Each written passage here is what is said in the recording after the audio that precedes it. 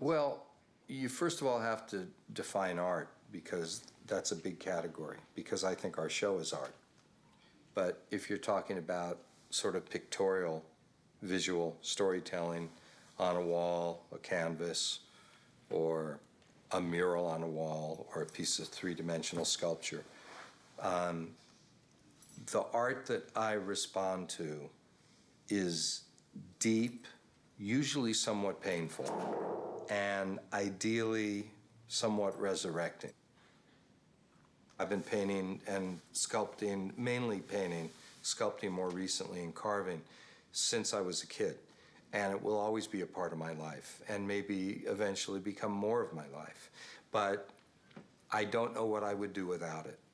And I love doing it. And no pun intended, when I'm doing it, I get completely lost. I think artists go to a place in their head, it's that other side of their brain, whether it's meditative or whatever. And it's a really lovely place to be. Great art shakes you up a bit. I either start with an idea or I don't. And then just suddenly, you know, if you're painting out of your heart and head, it's different than if you're painting a portrait or something. So I talked to the guys about having a kind of mural in the space that one of the crazy-ass people who inhabited that space would have painted, because they're going stir crazy. And the guys liked that idea. So I went in there with 10 colors, and I knew some of the mythology of the show and where it was going. You know, so there was a ship, and there was a priest, an African-American priest, and there was this and that. But for the most part, it was just design and impulse, which is how I always do it. I just knew I wanted some iconic imagery, and the rest was going to be what it was. But I picked up the purple, and I went, and then I went, and I just did 3 circles because, you know, I wanted to. And so I think that the response to the mural was really exciting, and that people saw things in it and played part of the game. When we were doing Claire's boyfriend's loft or apartment, we said, let's make him a painter. We don't know what he is. So I just got 10 canvases and threw some stuff around and put it in the background. And then we started doing that more and more, whether it was Widmore's office, you know, the kind of art he would have. I wanted to do kind of a Rauschenberg, which is not easy to do, but I did try to take a photograph and do some paint and hammer on some tin, and it ended up pretty cool.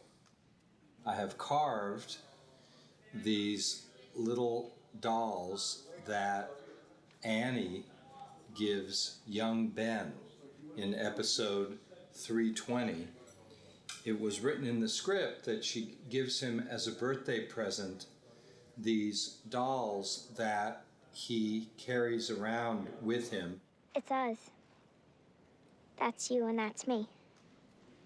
She keeps the male version, which is this one. I have yet to paint the face.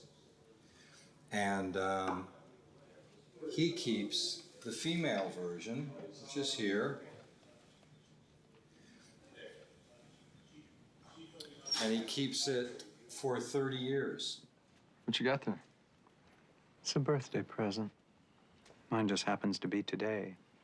So I carved them, and they seem to be really right. They're innocent, and yet they're cool, and that's what I did. And I love doing it.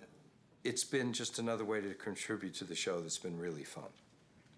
And people seem to pick up on that imagery and like it, or at least find their way to let it be some of the breadcrumbs in the forest of lost, you know.